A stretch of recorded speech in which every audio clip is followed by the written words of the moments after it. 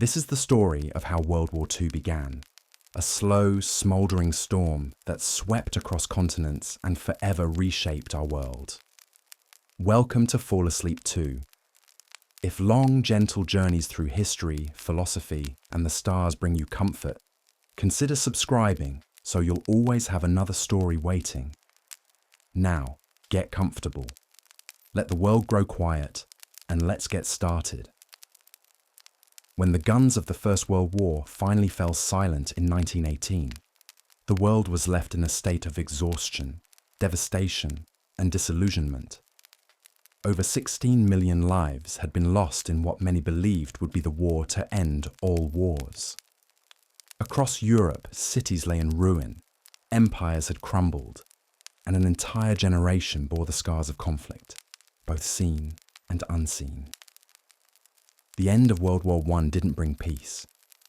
It brought a fragile ceasefire, a pause filled with uncertainty. And it was in that uneasy silence that the seeds of World War II were quietly planted. At the heart of the post-war world stood the Treaty of Versailles, signed in June 1919 in the Hall of Mirrors at the Palace of Versailles.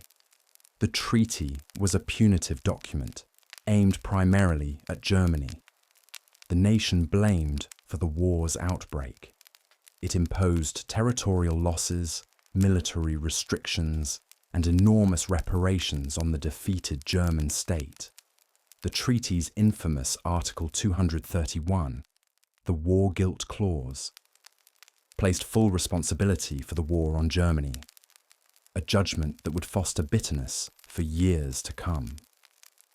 Germany lost about 13% of its territory, including Alsace-Lorraine to France, parts of Prussia to the newly re-established Poland, and all its overseas colonies. Its army was capped at 100,000 men. It was forbidden from having an air force, and its navy was stripped of battleships and submarines. Most humiliating of all, German troops were forbidden from entering the Rhineland, a region along the border with France. But it was the economic impact that was most devastating. The reparations demanded by the Allies, initially set at 132 billion gold marks, pushed the German economy into a downward spiral. In the early 1920s, hyperinflation gripped the country. The value of the German mark plummeted so fast that by the end of 1923, people carried wheelbarrows full of banknotes to buy a loaf of bread. Children played with bricks of worthless currency. Savings evaporated. And with them, so did the fragile trust in the new democratic government, the Weimar Republic. Across Germany, discontent grew. Many Germans didn't believe they had lost the war. They blamed traitors at home, communists, socialists, Jews, for stabbing the nation in the back.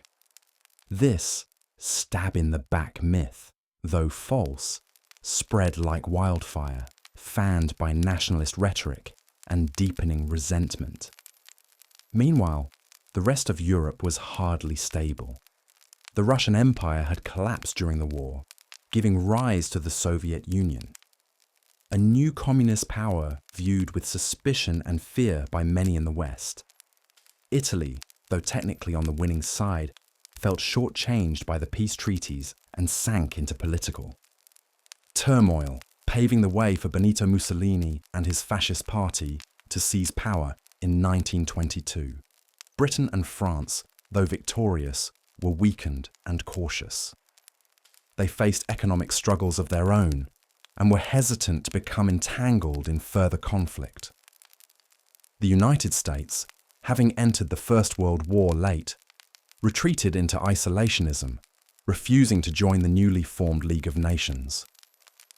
The League, envisioned by US President Woodrow Wilson as a guardian of global peace, was born weak. Without American participation and lacking enforcement power, it became a forum for debates rather than decisive action. As the 1920s gave way to the 1930s, the world entered a time of great tension. A storm was gathering quietly, persistently. The Great Depression swept the globe after the 1929 stock market crash in the United States, bringing unemployment, hunger, and a political extremism to nearly every corner of the earth. And in this time of fear, instability, and searching for answers, new leaders began to rise. Men who promised strength, revival, and glory. Among them, one figure stood out above all: Adolf Hitler. But before we arrive at the man who would plunge the world into war, we must understand the environment that allowed his ideas to flourish.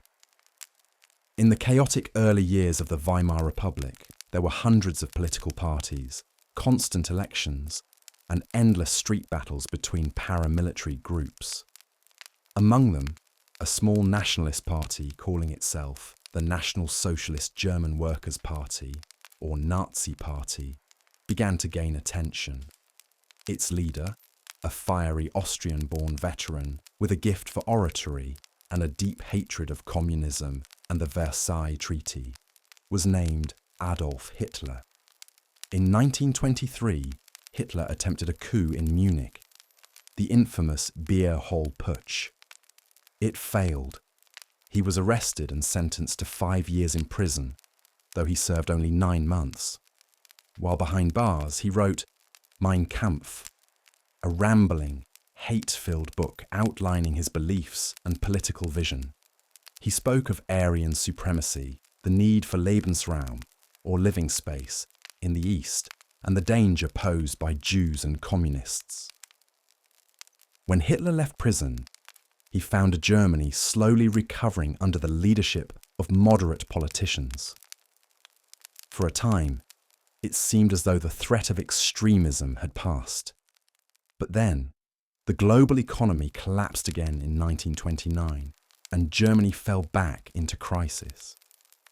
The Nazis seized the opportunity. They offered simple answers to complex problems. They blamed the Jews, the communists, the foreigners, and above all, the Treaty of Versailles. Their message resonated with a desperate population. By 1932, the Nazi Party had become the largest in the German Reichstag. In January 1933, Hitler was appointed Chancellor. Within months, he moved swiftly to consolidate power. The Reichstag fire, the Enabling Act, and the suppression of all opposition parties allowed Hitler to transform a democracy into a dictatorship. The Third Reich was born, and from the moment Hitler assumed control, Germany began preparing for war. In the next part, we will explore how Hitler defied the Treaty of Versailles, rearmed Germany, and began the slow march toward expansion, setting Europe on a path toward destruction. Once Adolf Hitler solidified his grip on power in 1933, Germany began to transform, not gradually, but with startling speed. The democratic institutions of the Weimar Republic were dismantled piece by piece.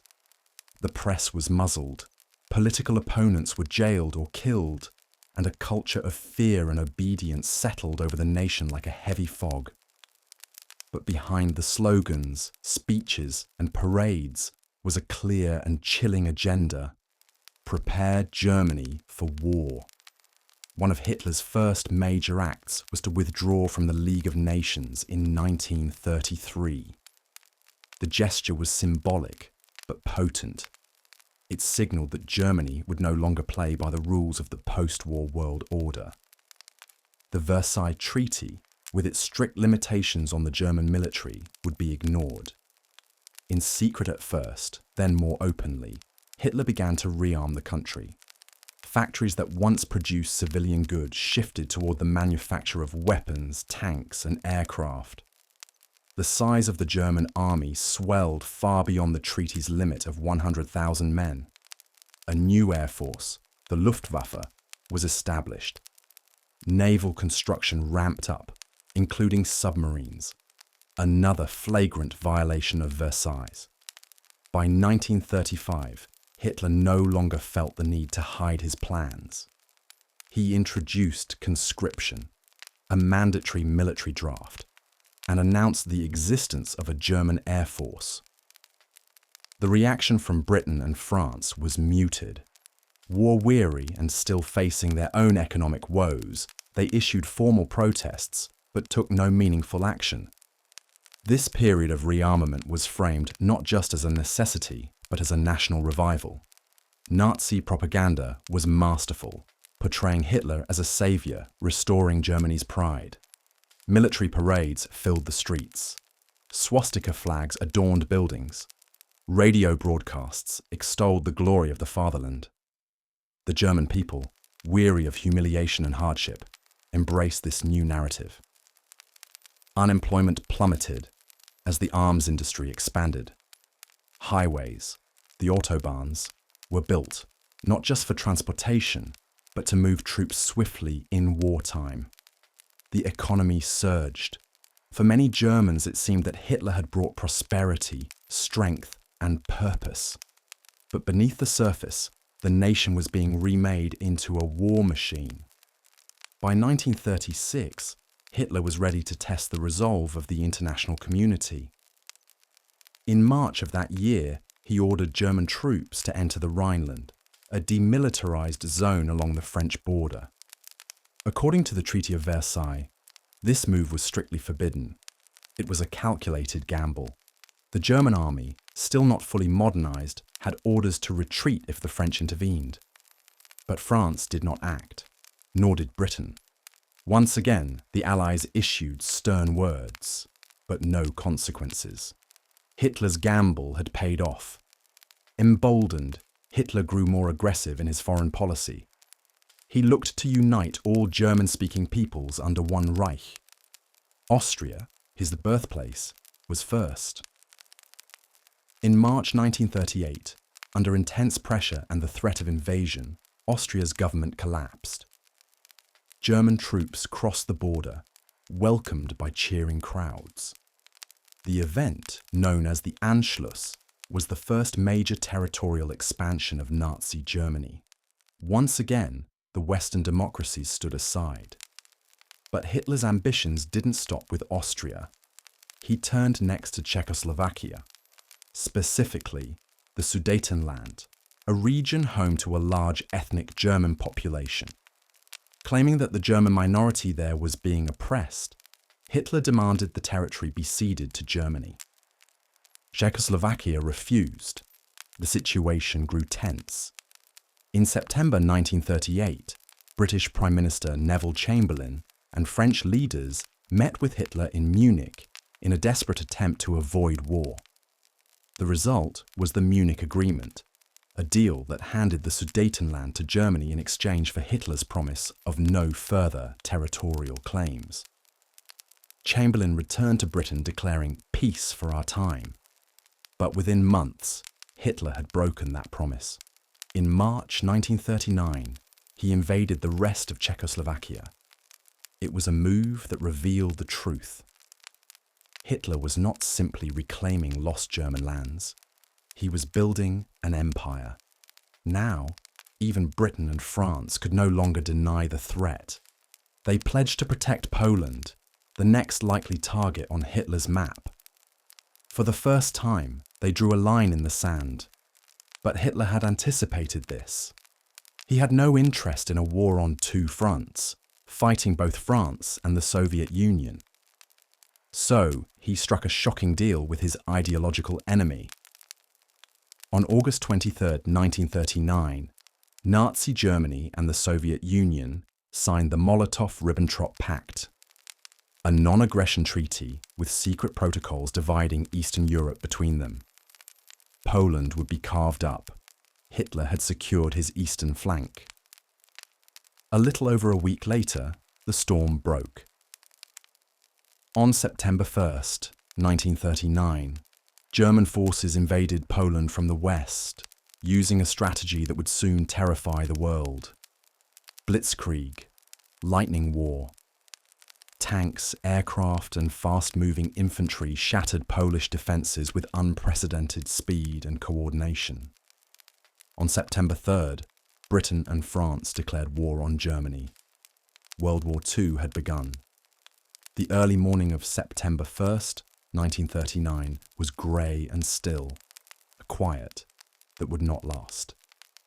At 4:45 a.m., the German battleship Schleswig-Holstein, anchored near the Polish port city of Danzig, opened fire. The first shells exploded over the Westerplatte Peninsula. At the same moment, over 1 million German soldiers surged across Poland's western border. This was no ordinary military campaign. It was a brutal, calculated demonstration of a new kind of warfare. Blitzkrieg, lightning war, was a term that captured the essence of Germany's strategy. It wasn't just fast, it was overwhelming. German tanks, the panzer divisions, pierced enemy lines with frightening speed, supported by mobile infantry and devastating air power. The Luftwaffe, Germany's air force, bombed railways, bridges, cities, and civilian infrastructure to paralyze response efforts and spread terror. Poland was caught off guard. Though brave and determined, its army was outmatched, both technologically and tactically. Cavalry charges clashed against tanks.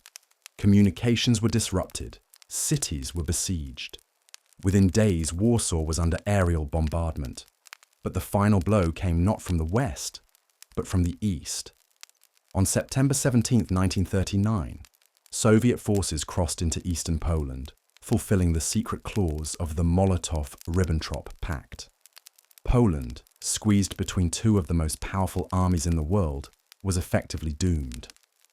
In less than 5 weeks, the country was defeated and divided. The world had hoped that such an act of aggression would be unthinkable, that diplomacy, treaties, and international cooperation would prevent another global conflict. But war had returned. Britain and France, honouring their alliance with Poland, declared war on Germany on September 3rd. Yet, despite the declaration, their response was curiously muted. There were no major military offensives, no troops rushing into battle on the Western Front. Instead, there was silence. Historians would later call this period the Phony War, or in French, Drôle de guerre, the strange, quiet interlude between September 1939 and the spring of 1940. During this time, French and British troops took positions along the Maginot Line, a series of heavily fortified bunkers and defences stretching along France's border with Germany.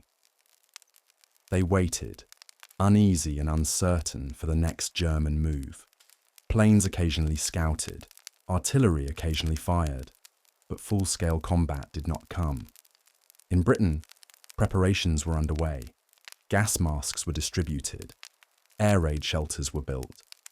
Children were evacuated from cities to the countryside. The British public, still haunted by the memories of the First World War, feared a new kind of conflict, one that would bring war from the skies. And yet, as autumn turned to winter, Europe remained in suspense. Hitler, having secured Poland, turned his focus westward. Behind the scenes, Germany was planning its next moves. The invasion of Poland had not just been about territory, it had been a demonstration of power. And now, the eyes of the Reich looked toward France, Denmark, Norway, Belgium, and the Netherlands. In Berlin, the Nazi High Command studied maps, strategized routes, and analyzed enemy defenses. Hitler knew that to secure dominance in Europe, he had to act before the Allies could fully prepare. But even during this waiting period, the war was anything but still for the people of Poland. The Nazi occupation of Western Poland was harsh and immediate. The Gestapo, Hitler's secret police, began rounding up Polish intellectuals, politicians, priests, and Jews. Entire communities were targeted. Executions, deportations, and imprisonment began on a massive scale. In the East, the Soviet occupation was no gentler. Thousands of Polish military officers, police, and landowners were arrested or sent to labor camps deep within the USSR. In the spring of 1940, over 20,000 Polish officers and intellectuals were executed in what would become known as the Katyn massacre. Back in the West, as the months passed, morale began to dip. In France, soldiers bored and cold in their trenches along the Maginot Line wondered if the war would ever come. In Britain, political tensions rose and debates swirled about whether Prime Minister Neville Chamberlain, the architect of appeasement, was fit to lead the nation through a war. And then, in April 1940, the waiting ended. Germany struck north. In a swift and daring move, German forces invaded Denmark and Norway. Denmark, unprepared and outgunned, surrendered within hours. Norway put up a fight, but within 2 months, it too fell under German control. The reasons for the invasion were strategic. Norway's long coastline offered critical naval bases and control of North Sea shipping routes. Perhaps more importantly, it provided access to Swedish iron ore, essential to Germany's war industry. The occupation of Norway was also a show of tactical brilliance. German paratroopers, naval invasions, and sabotage teams worked in unison. In the port of Narvik and the capital of Oslo, battles raged as the Luftwaffe dominated the skies. The invasions shocked Britain and France, who had failed to prevent Germany's northern expansion. It was clear now that the phony war was over. Hitler would not stop. In response, Britain began preparing for a larger, more direct confrontation. Chamberlain's government collapsed under mounting pressure, and on May 10, 1940, Winston Churchill became Prime Minister. It was a moment of historic consequence. Churchill, defiant, eloquent, and resolute, would become a symbol of British resistance in the darkest days of the war. But even as he took office, the storm was already breaking over Western Europe. That very day, May 10th, Germany invaded Belgium, the Netherlands, and Luxembourg. The Blitzkrieg had returned. On the morning of May 10th, 1940, the skies over Western Europe thundered once more with the roar of German aircraft. The long-awaited offensive had begun. German forces launched simultaneous invasions of Belgium, the Netherlands, and Luxembourg. A bold, coordinated move that would become one of the most astonishing military campaigns in modern history. The Allies had expected this. In fact, they believed they understood Germany's plan. They assumed the German army would repeat the strategy of World War I, advancing through Belgium into northern France, where the strongest French and British forces were now positioned. And in many ways, it seemed that's exactly what was happening. German troops surged into Belgium. British and French forces moved north to meet them. But it was all a deception. The real blow would fall elsewhere. While the Allies focused on Belgium, the bulk of the German panzer divisions, fast, heavily armoured tank units, were moving through the Ardennes forest, a rugged, hilly region of dense trees spanning southern Belgium and northern France. Military experts had long considered the Ardennes impassable to large armies, especially tanks. The French had left it lightly defended, confident that any serious German attack would come from the north. But Hitler and his generals had devised something new, a lightning-fast thrust through the forest, cutting behind the main Allied armies and racing toward the English Channel. This manoeuvre, known as the Manstein Plan, would split the Allied forces in two and encircle them. The German tanks emerged from the forest like a tidal wave. On May 13th, they crossed the Meuse River near the town of Sedan. Within days, they had broken through the French lines and were pouring into the heart of France. The speed of their advance was breathtaking. The Allied forces in Belgium suddenly found themselves in grave danger, not from the front, but from behind. Communications broke down. retreats turned into routs. German aircraft, the feared Stuka dive bombers, screamed down from the sky, striking convoys, bridges, and fleeing soldiers. Chaos reigned. By May 20th, the German spearhead had reached the coast, near the town of Abbeville. The French and British forces in the north, over 300,000 men, were trapped.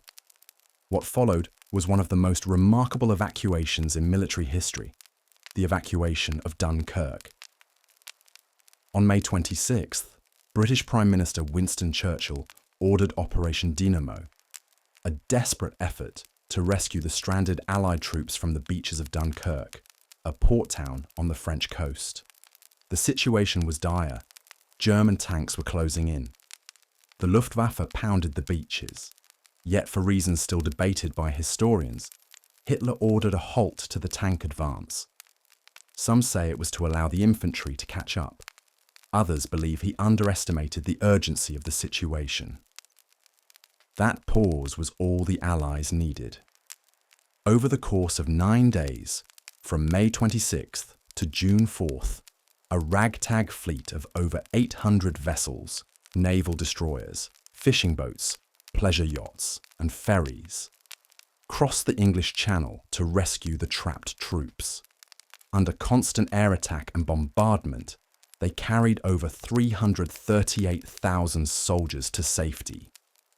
The miracle of Dunkirk became a symbol of resilience and hope, but militarily it was a retreat. France, meanwhile, was collapsing. After Dunkirk, the German army pushed south. The Maginot Line, that long line of concrete fortresses that France had built along its border with Germany, was bypassed and quickly neutralized. German troops advanced on Paris. On June 10th, Italy, under Benito Mussolini, declared war on France and Britain, hoping to gain territory while France was vulnerable. It was a betrayal, one that would further widen the conflict. 4 days later, on June 14th, German troops entered Paris. The city was declared an open city, meaning no resistance would be mounted in order to avoid destruction.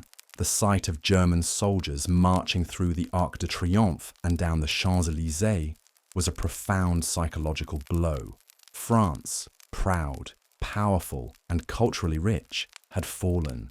On June 22, 1940, an armistice was signed in the same railway carriage where Germany had surrendered in 1918.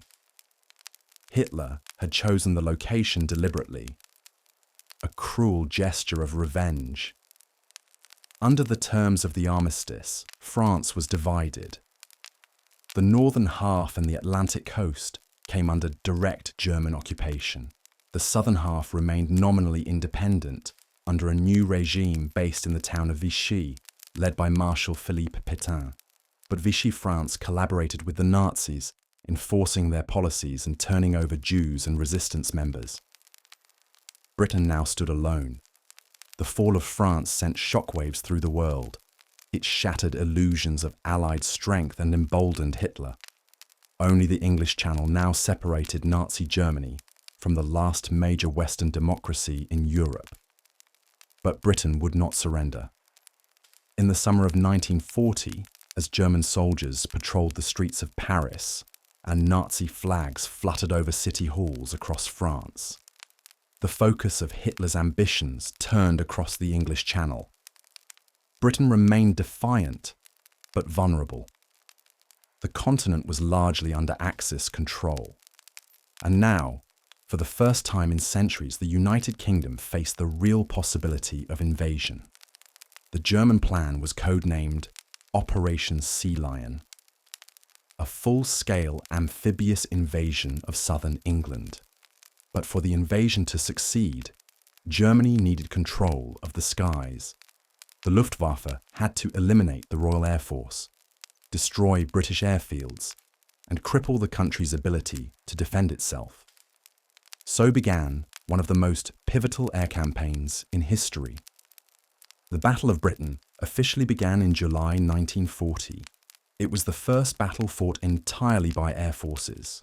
and it would become a test not just of military strength, but of national endurance and morale. The Luftwaffe opened with attacks on British shipping and ports, trying to choke off supplies and weaken naval defences. Then came a more concentrated assault on radar stations, airfields, and aircraft factories. These were strategic targets, the backbone of Britain's early warning and air defence systems. The pilots of the Royal Air Force, many of them young and vastly outnumbered, took to the skies in Supermarine Spitfires and Hawker Hurricanes. Day after day, they engaged German bombers and their Messerschmitt escorts in fierce dogfights high above the countryside. The air battles were fast, brutal, and terrifying. Often, they were over in seconds. Planes spun out of control, caught fire, or exploded in mid-air. The skies were littered with trails of smoke and the fragments of shattered machines. Many pilots never returned. Those who did often returned with bullet holes in their wings, shrapnel in their engines, or injuries to their bodies. Despite the odds, the RAF held firm. British radar, still a relatively new technology, gave the defenders a critical advantage, allowing them to track incoming raids and scramble fighters in time to intercept them. Ground crews worked tirelessly to repair damaged planes and ready them for flight again, sometimes within hours. German losses began to mount. Frustrated by the RAF's resilience, Hitler changed tactics. In September, the Luftwaffe shifted its focus from military targets to civilian ones. London, the capital, became the primary objective. Night after night, the city was bombed in what became known as the Blitz. Explosions echoed through the darkened streets. Fires lit up the skyline. Entire neighbourhoods were reduced to rubble. Civilians took shelter in underground stations, basements, and makeshift bunkers. The destruction was staggering. Yet the British people did not break. Instead, they adapted. They bandaged wounds, cleared debris, and continued their lives beneath the falling bombs. Fire brigades battled blazes through the night. Volunteers distributed food, rescued the trapped, and comforted the grieving. Churchill's speeches, broadcast over the radio, became a rallying cry. His words, calm but defiant, echoed through parlours and kitchens across the nation. "We shall fight on the beaches. We shall fight on the landing grounds. We shall never surrender." By October, it was clear that Operation Sea Lion would not proceed. The Luftwaffe had failed to gain air superiority. Hitler postponed the invasion indefinitely. The RAF had lost over 1,500 aircraft and nearly 600 pilots. But they had endured, and they had achieved what many thought impossible. They'd stopped the seemingly unstoppable advance of Nazi Germany. The Battle of Britain was more than a military victory. It was a turning point. For the first time, Hitler had been checked, and the world saw that resistance, even against overwhelming odds, was not only possible, but powerful.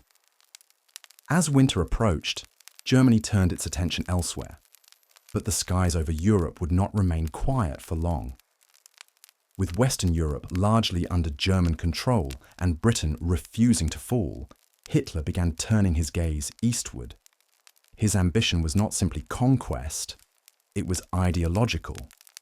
At the heart of Nazi ideology was a hatred of communism and a belief in the racial inferiority of Slavic peoples.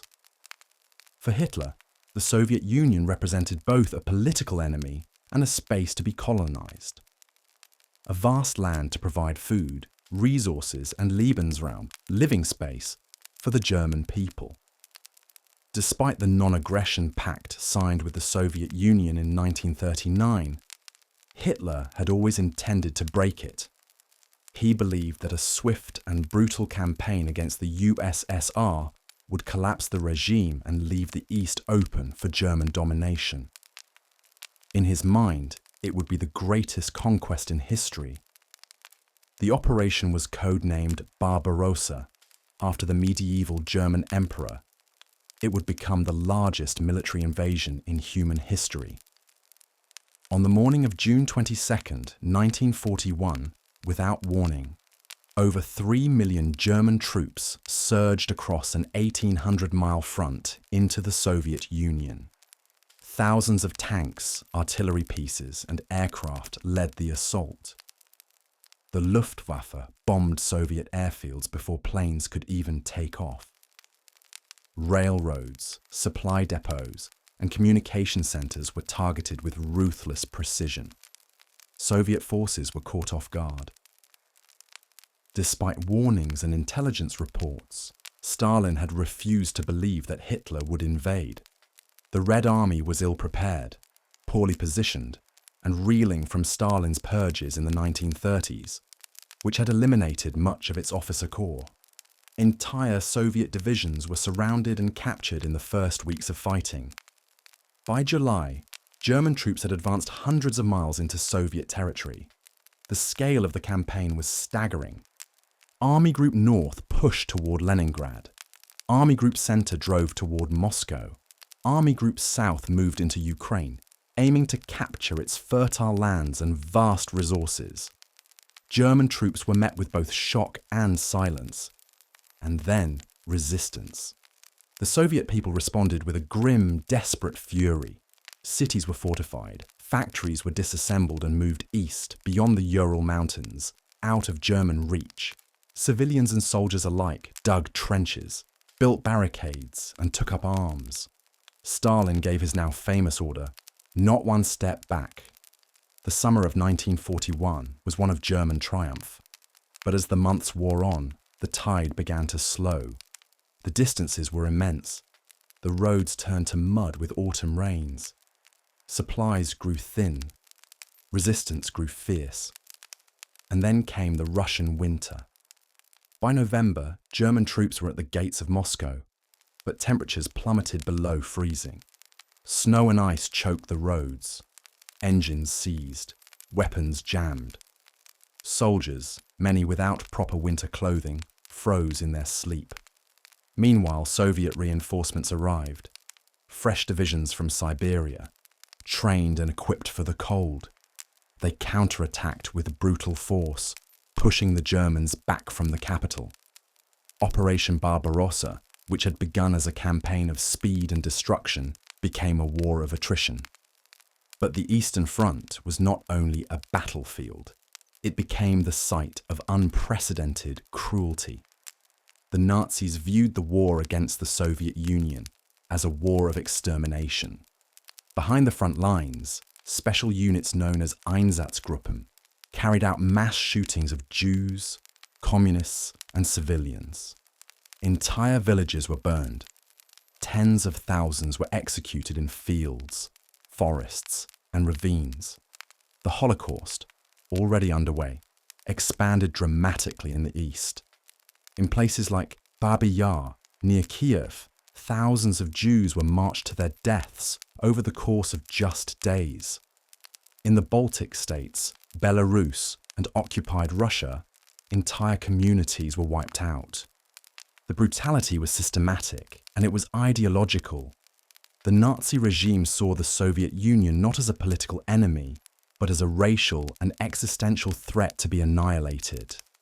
Yet, even amid the horror, the Soviet Union refused to fall. Its people, hardened by suffering, driven by desperation and fueled by rage, fought back. Factories in the east churned out tanks and planes. The Red Army adapted, learning from early mistakes. Soviet snipers, artillery, and partisans harassed German supply lines. Cities under siege became fortresses of resistance, and slowly, painfully, the German advance stalled. The Eastern Front, once seen as a swift conquest, became a grinding, endless nightmare. Millions would die in the years to come, soldiers, civilians, prisoners, in a war of staggering scale and cruelty. Yet for all its violence, the The German failure to crush the Soviet Union in 1941 would prove to be a turning point. The myth of Nazi invincibility began to crack. The war, once Germany's to win, had become a long and uncertain struggle.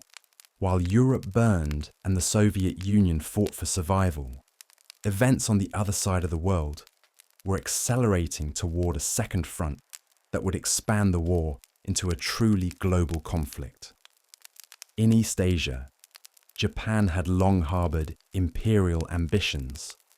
Since the late 19th century, Japan had transformed from a secluded island nation into a major industrial and military power.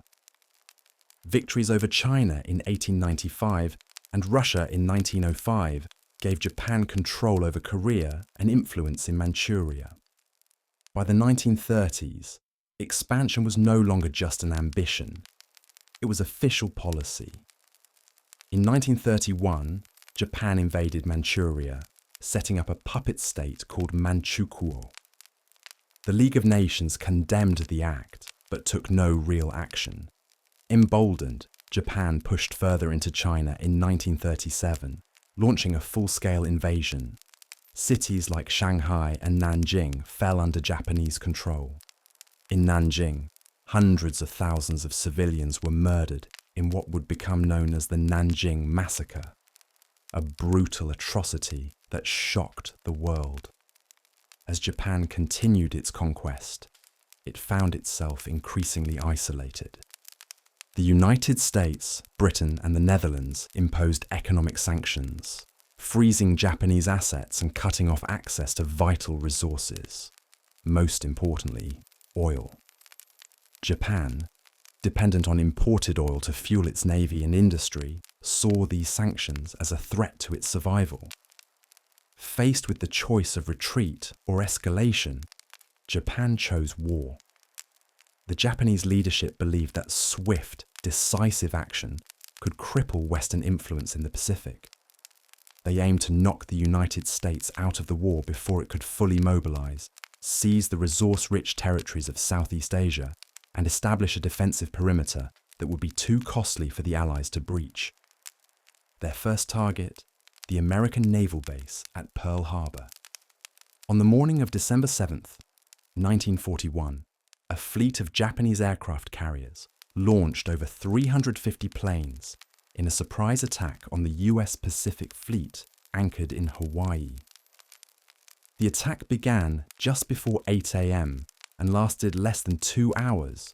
The results were devastating. 8 American battleships were damaged or sunk. Over 300 aircraft were destroyed or severely damaged. More than 2,400 Americans were killed. It was the worst foreign attack on American soil in history at that time. But the Japanese had made a crucial mistake. While the attack crippled American battleships, the US aircraft carriers, the true power of the modern Navy, were not in port. And the American industrial machine, once awakened, would prove far more formidable than Japan had anticipated.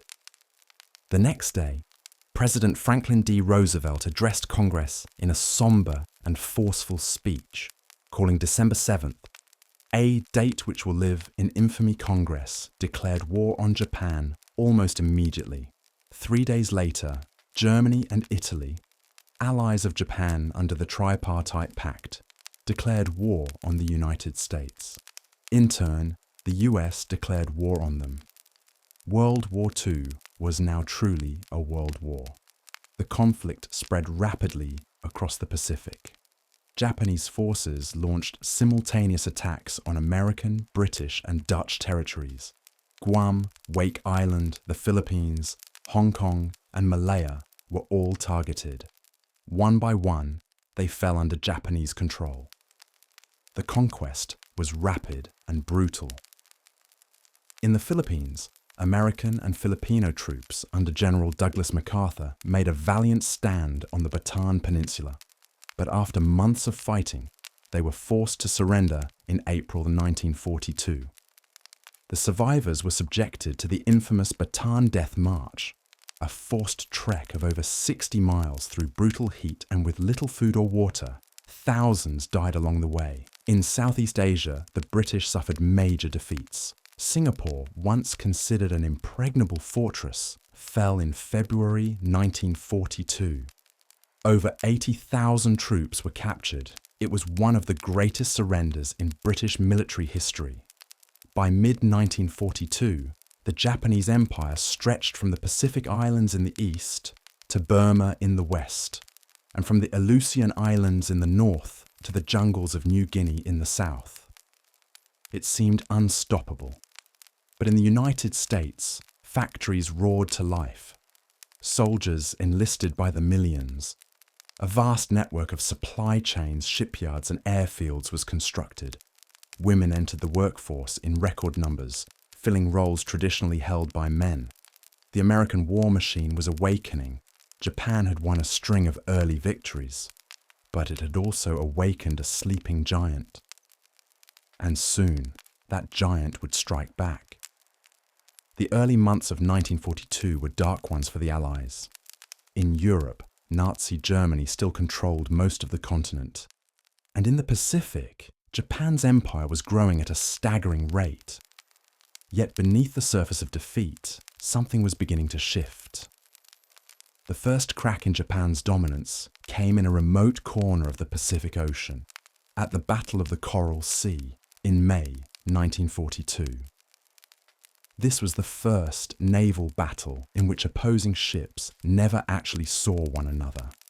Instead, aircraft launched from carriers fought high above the waves. The battle was a tactical draw, but a strategic victory for the Allies. For the first time, Japanese expansion had been halted. Their advance toward Australia was stopped. Just 1 month later, a much larger confrontation took place. The Battle of Midway.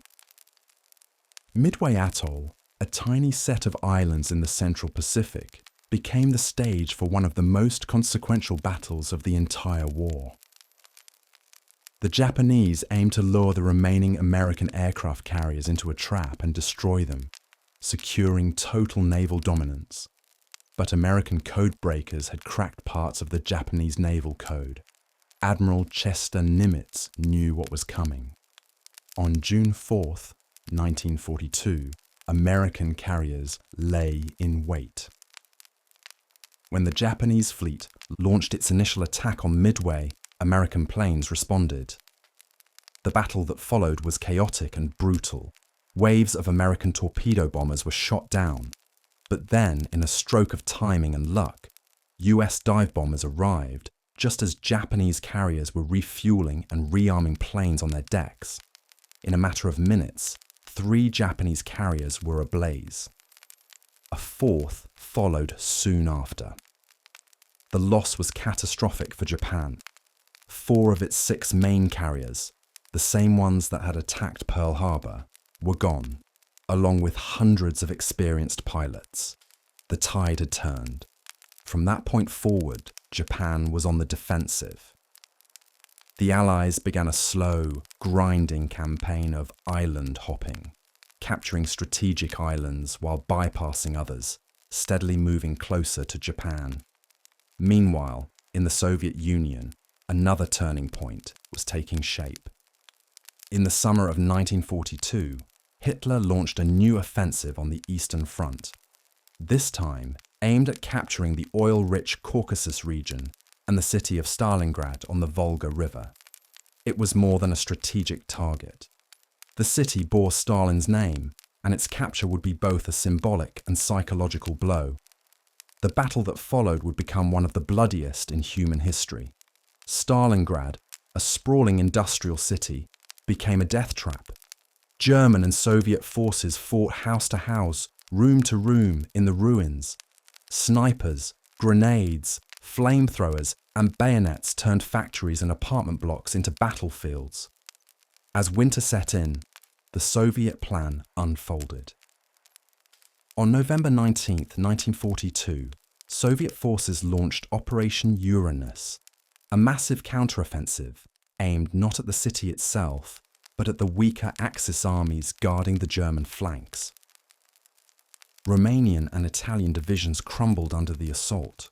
Within days, the Germans in Stalingrad were encircled, trapped. Hitler refused to allow a retreat. He ordered General Friedrich Paulus to hold the city at all costs. Supplies were airdropped, but never enough. The encircled troops began to starve. Frostbite and disease spread. Ammunition dwindled. Thousands died every day. In January 1943, the Soviets launched their final assault. On February 2nd, Paulus surrendered. Over 90,000 German soldiers were taken prisoner. Fewer than 6,000 would ever return home. The victory at Stalingrad marked a turning point. The Red Army had not only survived, it had shattered the myth of German invincibility. From this moment forward, the Soviets would go on the offensive. Back in the Pacific, American forces were advancing through the Solomon Islands. One of the fiercest battles occurred on Guadalcanal, a remote jungle island with a critical airfield. For 6 months, American and Japanese troops fought in brutal conditions: thick jungle, constant rain, disease, and unrelenting combat. In February 1943, Japan finally evacuated the island. It was another symbolic blow. Japan was bleeding, losing ground, ships, and men. The war was beginning to shift. The Allies, though still far from victory, had found their momentum.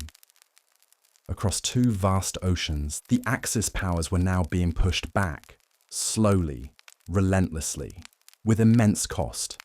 But the war was far from over. Ahead lay some of the fiercest fighting the world would ever know. By 1943, the tide of the war was shifting decisively. The Axis powers, once seemingly unstoppable, were now on the defensive. From the vast plains of Eastern Europe to the jungles of the Pacific, Allied forces began pressing forward. In North Africa, the Axis had suffered a series of setbacks.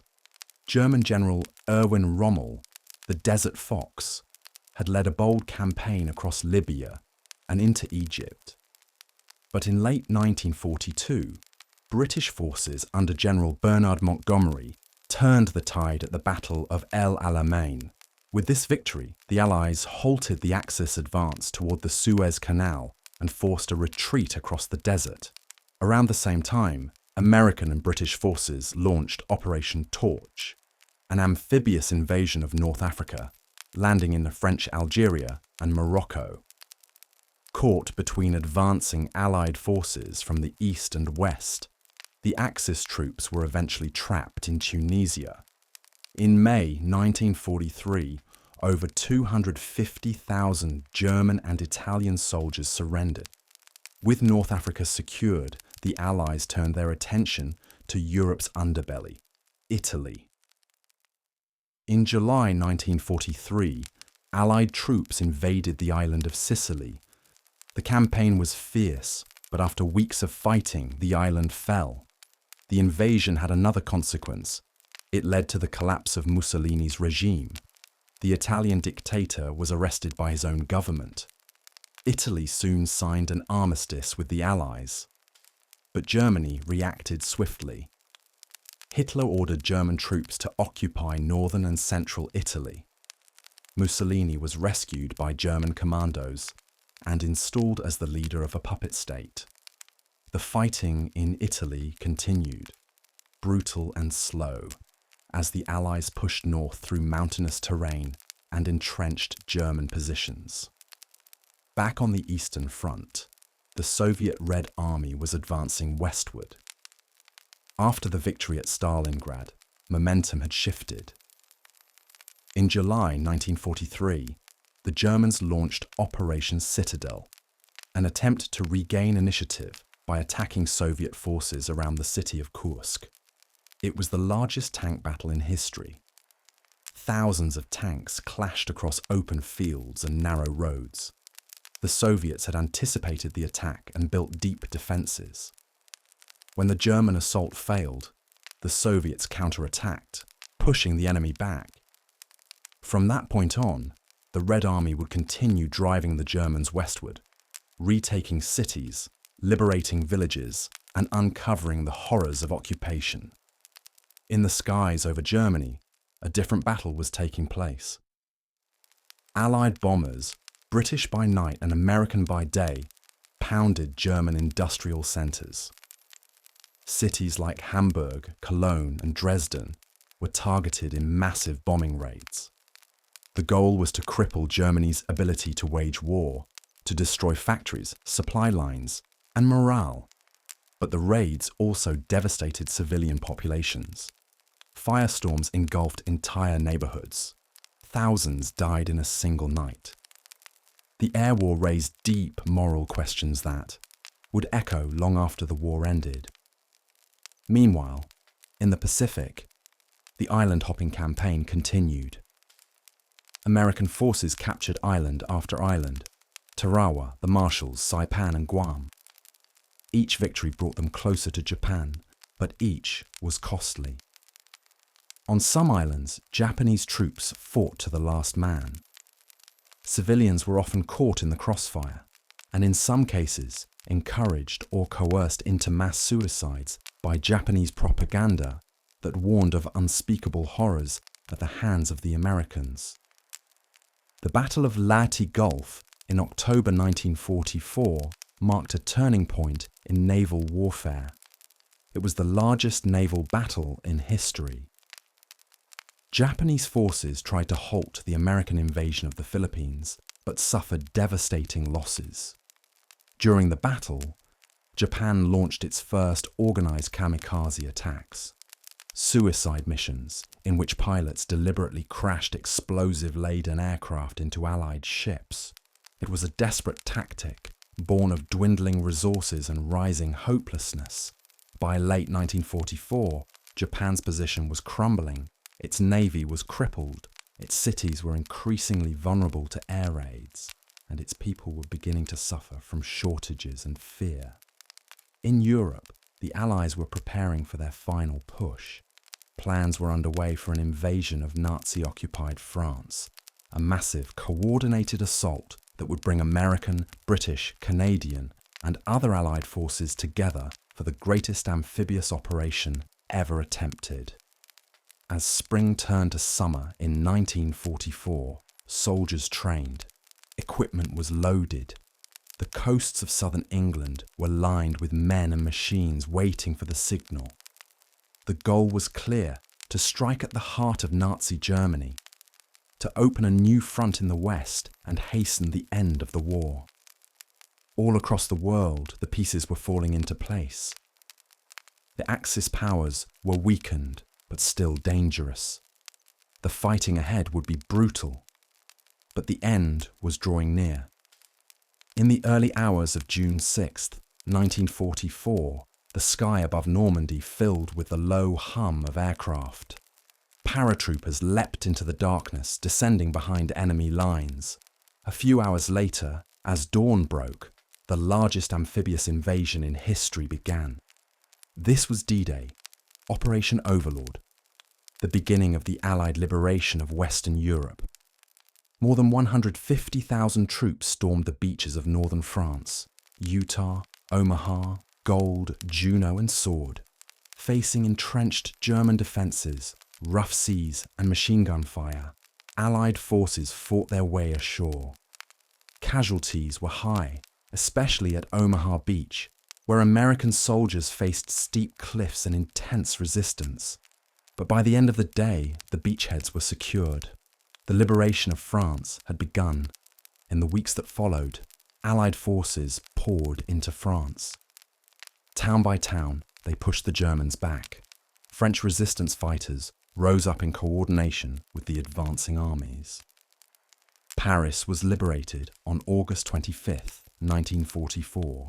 Its streets filled with celebration after 4 years of occupation. To the east, the Red Army was also advancing. The Soviets liberated Kiev, Minsk, and Warsaw. As they pushed west, they uncovered the full extent of Nazi atrocities: ghettos, concentration camps, mass graves. The war had been brutal, but the Holocaust revealed a darkness beyond comprehension. In January 1945, Soviet troops reached Auschwitz, the largest of the Nazi death camps. What they found stunned even hardened soldiers. Empty gas chambers, mountains of shoes, piles of human hair, and survivors barely alive.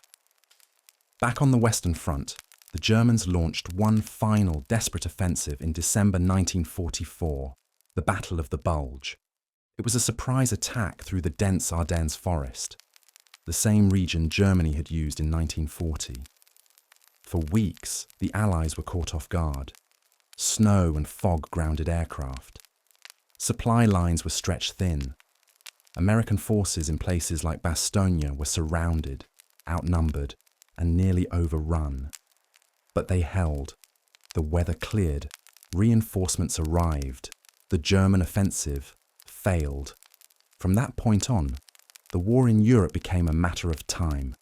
By April 1945, Soviet troops were closing in on Berlin.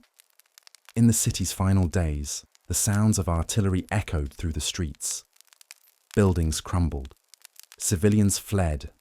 Nazi officials scrambled or disappeared. In a bunker beneath the city, Adolf Hitler spent his final days dictating a last will and testament. On April 30th, he took his own life. A week later, on May 7th, Germany surrendered unconditionally. The next day, May 8th, 1945, was celebrated as Victory in Europe Day, VE Day. Crowds gathered in London, Paris, and New York to cheer, sing, and weep. The war in Europe was over, but the war itself was not. In the Pacific, Japan continued to resist. Despite devastating losses and shrinking territory, the Japanese military refused to surrender. The Allies launched massive bombing raids on Japanese cities. Firebombing in Tokyo killed over 100,000 people in a single night. Then, on August 6, 1945, the world changed forever. An American B-29 bomber, the Enola Gay, dropped an atomic bomb on the city of Hiroshima. The explosion flattened the city. Tens of thousands died instantly. Many more would die from radiation and injuries in the days that followed. 3 days later, a second bomb was dropped on Nagasaki. On August 15, 1945, Emperor Hirohito announced Japan's surrender in a radio broadcast, the first time the Japanese people had ever heard his voice.